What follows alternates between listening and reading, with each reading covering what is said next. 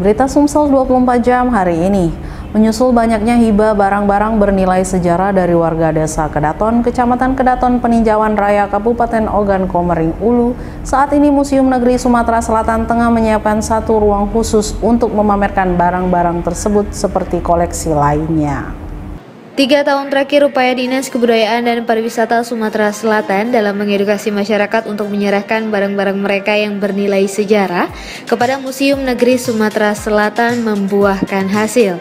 Salah satunya partisipasi yang ditunjukkan warga Desa Kedaton, Kecamatan Kedaton, Peninjauan Raya, Kabupaten Ogan Komering Ulu.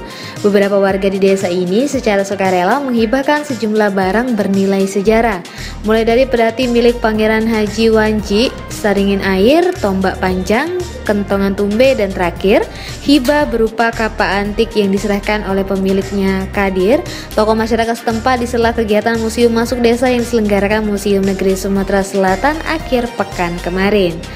Kepala Dinas Kebudayaan dan Pariwisata Provinsi Sumsel Aufasah Rizal didampingi Kepala UPTD Museum Negeri Sumsel Chandra Amprayadi mengatakan pihaknya bakal membuka ruangan khusus untuk Desa Kedaton di Museum Negeri Sumsel yang akan memamerkan peninggalan dari puyang-puyang Desa Kedaton yang telah dihibahkan dengan sukarela ke museum. Senada Kades Kedaton Perianto menyambut baik kegiatan museum masuk desa, pihaknya berharap kalau ada benda peninggalan yang tidak terawat alangkah baiknya diserahkan di Museum Negeri Sumsel karena barang tersebut tidak akan hilang dan bisa terawat dengan baik. Sebelumnya, kedatangan Kepala Disbudpar Sumsel Aufasah Rizal dan Ketua Dharma Wanita Persatuan Disbudpar Sumsel Lela Damayanti Johar disambut dengan tarian kentau dari pencaksilat perguruan keamanan lahir batin. Gerakan yang diperagakan berbentuk serangan, pertahanan, dan patahan. Seni gerak refleks meski tidak berbenturan namun terlihat sangat indah seperti tarian yang mengutamakan gerakan keindahan. Reporter Sri Depi, juru kamera Ki Agus Yahya, palfresh.com. Sebanyak 1.500 peserta mengikuti audisi Putra-Putri Palembang Darussalam. Kegiatan ini dalam rangka memeriahkan milad ke-356 Kesultanan Palembang Darussalam. Ribuan peserta mengikuti audisi Putra-Putri Palembang Darussalam di Auditorium OP Mall Jakabaring Ahad kemarin. Kegiatan ini bertujuan untuk mengembalikan marwah adat istiadat pada masa Kesultanan Palembang Darussalam. Founder pemilihan Putra-Putri Palembang Darussalam, Kiki Kirana, mengatakan bahwa kegiatan ini rangkaian kegiatan milad ke-356 Kesultanan Palembang Darussalam. Setidaknya ada 1.500 peserta yang mengikuti audisi Putra-Putri Palembang Darussalam. Para peserta ini mengikuti tes fisik, tertulis hingga wawancara. Tujuannya untuk mengetahui kemampuan para peserta. Selain itu, event ini juga untuk menghidupkan dan menularkan adat istiadat budaya hingga sosial kemanusiaan. Jadi hari ini kita melaksanakan audisi Putra-Putri Palembang Darussalam setelah kemarin technical meeting, dan yang hadir ini adalah yang sudah mengisi link peserta yang kita bagikan, dan itu ada 1.500 lebih peserta, dan kemarin pas TM juga mereka hadir tapi tidak semuanya, dan hari ini insya Allah nanti seleksi alam ya biasanya, nanti kita hitung berapa banyak yang hadir, dan kita melakukan tes fisik yaitu tinggi badan, berat badan, pengukuran, lalu juga ada tes tertulis, dan nantinya terakhir tes wawancara untuk mengetahui basic ilmu dari masing-masing peserta. Sementara itu, Sultan Mahmud Badarudin IV Jaya Wikromo RM Pawas Diraja mengatakan bahwa semua peserta memiliki potensi. Namun Sultan berpesan dalam ajang ini bukan juaranya diambil tapi ilmunya. Untuk itulah Sultan berharap agar para peserta maupun para juaranya nanti dapat menjadi generasi muda yang mampu menjaga adat tradisi di kota Palembang. Mengapa pemilihan Putra-Putri Palembang Darussalam ini kita adakan? Karena kita membutuhkan semuanya. Kita membutuhkan adik-adik, generasi muda, generasi penerus yang memahami dan mencintai akar budaya kita sendiri. Wong Melayu selalu menganggap bahwa Palembang adalah ulu Melayu. Mereka berasal dari Palembang. Wong Malaysia berasal dari Palembang. Wong Singapura berasal dari Palembang. Karena pendirinya adalah orang Palembang. Reporter dan juru kamera Kurniawan, palfresh.com. Pendapatan aset daerah terus dikejar pemerintah Kabupaten Musirawas Utara. Khusus pasar rakyat, pengelola wajib menyetor sebesar Rp500.000 untuk 1 pekan. Pasar Rakyat Desa Beringin Makmur 2 menjadi salah satu sumber pendapatan asli daerah Kabupaten Muratara. Dalam satu pekan, pasar rakyat ini harus menyetor kepada pemerintah sebesar Rp500.000. Kepala Pasar Desa Beringin, Suwi Narno mengatakan, sejauh ini pendapatan dari pasar rakyat ini berasal dari sewa lapak.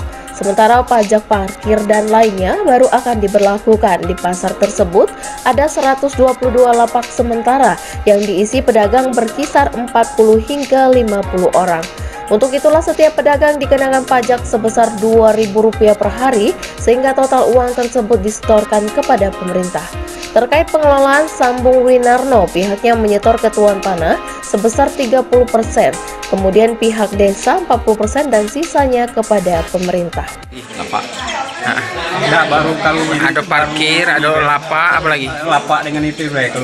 Kalau parkir tuh mulai minggu ini enak ini. Kalau aku lagi. Jadi lapak dengan apa baik? Lapak baik. Berapa jumlah lapak ya? Kalau jumlah lapak itu terserah 21. Cuma terisi kadang 40, 50. Banyak yang keluar. Oh, yang 40-50 itu yang digunakan maksudnya? Iya. Per lapak dikenakan berapa biaya, Pak? Kadang sesuai dengan tadi itu 2.000. Sehari. Kalau tapi misalnya jangan diganyak, dipina jadi 2.000 kali seminggu 14.000 itu. Udah narik itu ya. Itu. Reporter dan juru kamera Hengki, palpres.com. Berita terakhir Sumsel 24 jam hari ini. Kelangkaan BBM jenis solar sejak beberapa pekan terakhir dikeluhkan sopir truk. Untuk mendapatkan solar, sopir rela antri seharian di area SPBU. Beginilah kondisi antrian sopir truk di salah satu area SPBU Tugu Mulyo belum lama ini. Terlihat kendaraan mengular hingga ke badan jalan untuk mendapatkan BBM jenis solar. Bahkan di antara mereka juga rela mengantri seharian agar tangki solar bisa terisi. Dari pantauan palpres.com, antrian truk cukup panjang mencapai 1 km. Puluhan truk ini rela terpaksa mengantri di bahu Jalan Sudirman, Kecamatan Tugu Mulyo agar bisa masuk ke area SPBU. Salah seorang sopir truk, Miko, mengaku sudah 1 jam menunggu untuk mendapatkan solar. Namun dari pagi mengantri, solar baru didapat selepas maghrib. Oh iya, asal dari mana Om? Dari Mataram. Mataram. Om, ini kan ada antrian solar Om ya? Dan berapa lama Om nunggu Om? Udah sejam. Udah sejam Om ya? Biasanya Om kalau nunggu jam segini dapatnya? Biasanya maghrib ya? Lama ya? Oh iya, lama ya? Kondisi serupa juga terlihat di area SPBU Tanjung Kupang, tebing tinggi 4 lawang. Antrian mengular terjadi di SPBU Tanjung Kupang. Supir truk Colt Diesel Haris Munandar mengeluh dengan kelangkaan BBM jenis solar ini dan mengaku susah untuk mencari muatan jika terus terjadi seperti ini. Sementara itu, salah seorang admin SPBU Tanjung Kupang, Sinta, mengaku jika beberapa pekan terakhir solar dalam kondisi kosong. Sudah hampir 2 tahun ini kuota solar dari Pertamina dibatasi. Pihak Pertamina hanya mengirim 8 kiloliter solar untuk waktu 2 hari. Reporter dan juru kamera Zulkarnain, palpres.com. Demikianlah berita Sumsel 24 jam hari ini.